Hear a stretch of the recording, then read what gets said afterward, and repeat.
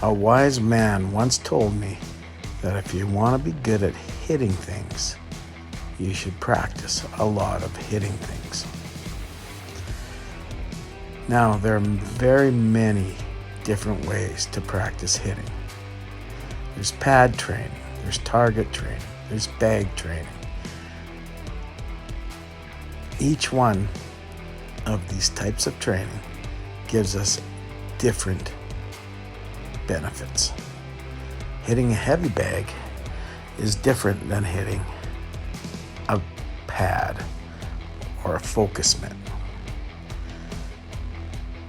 The heavy bag, if you hit it wrong, will injure your wrist, your elbow, your shoulder. The focus mitt also can be injurious if you hit it wrong, or if you're working with a pad holder who doesn't know what they're doing. But the beauty of mitt training, or this type of training you see here from Balintawak, is that the coach can guide in the mitt training. Hitting a heavy bag is individual and quite often doesn't have a coach telling you if you're doing it wrong or right. Sometimes you do. Now, this target training that you saw there with the glove on the end of the stick is not really interactive like pad training or the guided training that you see in Balintawak. This is just more or less focused on hitting the target, developing body mechanics and power in striking.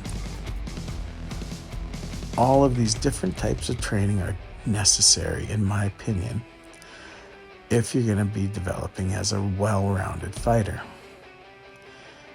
You need to do bag training, where if you don't line your strikes up right, you get immediate feedback. You should train as you want to fight. If you're getting ready for a tournament with a certain rule set, train for those rule sets. If you're training for self-defense, use the potential strikes that you want to use in those types of situations, right? Train for the close range, mainly if you're training for self-defense. Lots of clinch work, lots of dirty fighting, head-butting, knees, elbows, that kind of stuff. When it comes to pad work and guided stick training, a good coach can make it like a real fight where you have to defend, have to counter, have to strike, have to attack. And they will guide you to have to be able to react to what they want you to do. A good pad holder will work almost as hard as the person hitting the pads. Remember, if you want to be a good striker, hit stuff.